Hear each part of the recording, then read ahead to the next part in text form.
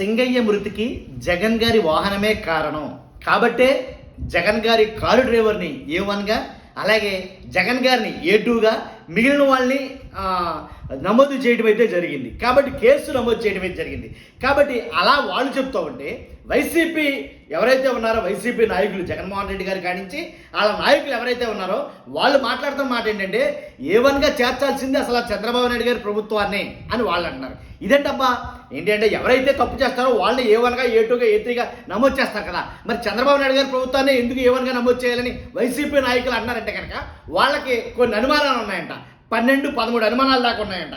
కాబట్టి ఈ 17 అనుమానాలు వాళ్ళు గుండిపోయినాయి. కాబట్టే చంద్రబాబు నాయుడు గారి ప్రభుత్వాన్ని మేము A1గా చేర్చాలని అంటున్నాం అనేది వాళ్ళు అన్నారు. అసలు ఏంటనే తెలుసుకునే ముందు నాదో రిక్వెస్ట్ ఉంది. ఆ 17 అనుమానాలు ఏంటో చెప్పే ముందు నాదో రిక్వెస్ట్ ఉంది, ప్లీజ్ లైక్ చేయండి. ఈ అనుమానాలే మీకు ఉన్నాయా? ఈ 17 అనుమానాలు మీకు ఉన్నాయా? ఉంటే కనుక అట్లా నివృత్తి ఎలాగా అనేది మనం మాట్లాడదాం. కాబట్టి ఫస్ట్ లైక్ చేయండి. లైక్ చేస్తే ఎక్కువ మందికి ఈ ఇన్ఫర్మేషన్ షేర్ అవుతుంది. లైక్ చేయండి మీ బాధ్యత. అంతేకాదు షేర్ చేయండి.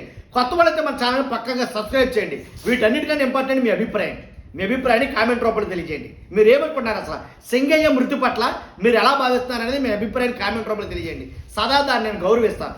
కాబట్టి ఎందుకని వైసీపీ నాయకులకి జగన్మోహన్ రెడ్డి గారి కానించి కార్యకర్త దాకా వాళ్ళకు ఉండే అనుమానాలు ఏంటంటే, ఒకటి Z+ కేటగిరీ భద్రత ఉన్న ఉద్దేశపూర్వకంగా ఎందుకు నిర్లక్ష్యం చేస్తున్నారు?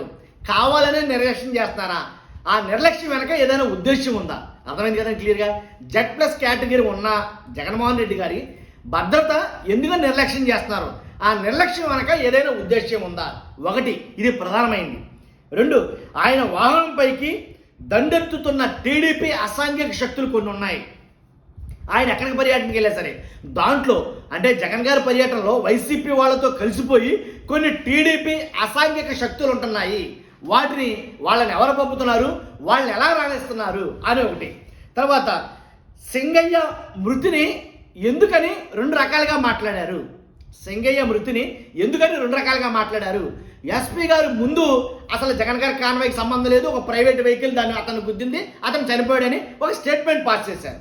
తర్వాత రెండోది అలా కాదు, మాకు ఇంకో వీడియో దొరికింది, ఆ వీడియోలోనేమో మేము క్లియర్ కట్గా చూసాం జగన్మోహన్ రెడ్డి గారి కాన్వాయే ఆయన వెహికలే వెళ్ళిందని చెప్పేసి.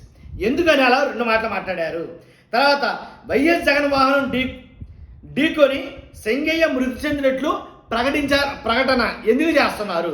తర్వాత అదే వాహనం అయితే నిజంగా జగన్మోహన్ రెడ్డి గారి వాహనమే గుద్ది సింగయ్య మృతి చెందినట్లయితే కనుక అదే వాస్తవం అయితే జగన్ గారి భద్రతలో ప్రభుత్వం నిర్లక్ష్యం వహించినట్టే కదా, కొట్టొచ్చినట్టు కనపడినట్టే కదా.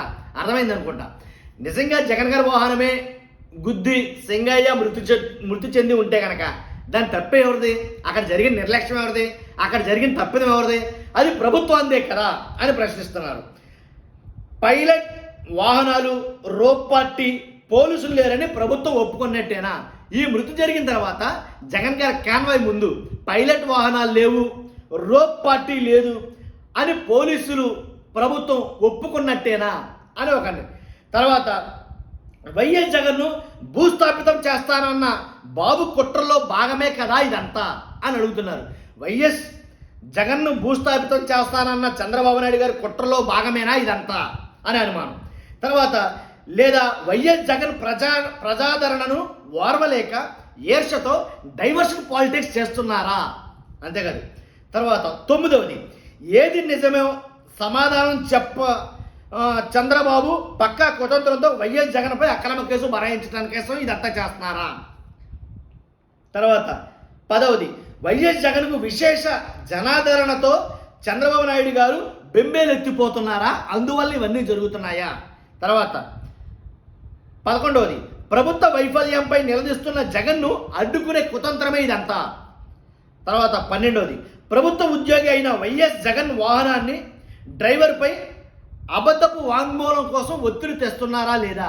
ఆ డ్రైవర్ని అబద్ధపు వాంగ్మూలం ఇమ్మని ఒత్తిడి తెస్తున్నారా లేదా?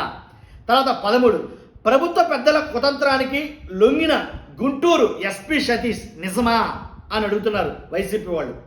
తర్వాత గుర్తు తెలియని ప్రైవేటు వాహనం ఢీకొని సింగయ్య మృతి అని మొదటి రోజే చెప్పిన ఎస్పీ, ఇది కూడా వాళ్ళు అడుగుతున్నారండి. ప్రభుత్వ ఒత్తిడితోనే 3 రోజుల్లోనే మాట మార్చినటువంటి ఎస్పీ. తర్వాత 16వది, అదే నిజమైతే చంద్రబాబు ప్రభుత్వమే దోషి అంటున్న రాజకీయ నిపుణులు. వైఎస్ జగన్ పర్యటనలో భద్రతా వైఫల్యానికి ప్రభుత్వానిదే బాధ్యత, అవునంటారా కాదంటారా? ఇలా 17 అనుమానాలు అయితే వాళ్ళు లేవనెత్తారండి. అంతేకాదు ఏదైతే కొన్ని ఉన్నాయో ఎలాంటే తెలుగుదేశం నాయకులు కొంతమంది లేదు అది అలా జరుగుండదు, అది ఫేక్ వీడియో ఉంటుందని తెలుగుదేశం నాయకులే కొంతమంది చెప్పడం, ఇలా చాలా అనుమానాలకైతే తావిస్తుంది. కాబట్టి A1గా కారు డ్రైవర్ని యాడ్ చేశారు, అలాగే A2గా జగన్మోహన్ రెడ్డి గారిని, అలాగే పేర్ని నాని గారిని, అలాగే విడుదల రజనీ గారిని, ఇలా కొంతమంది అయితే కారులో ఉన్న వాళ్ళందరి మీద కేసు అయితే నమోదు చేయడం జరిగింది. కాబట్టి ఈ అనుమానాలు ఖచ్చితంగా జగన్ గారి నుంచి అలాగే కింది స్థాయి కార్యకర్తల దాకా వాళ్ళకందరికీ అనుమానాలు అయితే ఉన్నాయి. కాబట్టి ఈ అనుమానాలు నివృత్తి చేయవలసిన బాధ్యత ప్రభుత్వం మీద ఉందంటారా లేదంటారా? కాబట్టి ఈ అనుమానాలే నిజమైతే కనుక అసలు నిజమేంటి అనేది ఖచ్చితంగా ప్రభుత్వం దర్యాప్తులో తెలియాలి, తేల్చాల్సిన ఉంది. కాబట్టి చూద్దాం ఏం జరుగుతుందో, ఎలా మారబోతుందో ఈ కేసు అనేది. చూస్తున్న మీరు అందరూ కూడా మీ అభిప్రాయం ఖచ్చితంగా కామెంట్ రూపంలో తెలియజేయండి. ఫస్ట్ అయితే లైక్ చేయండి. Thank you very much.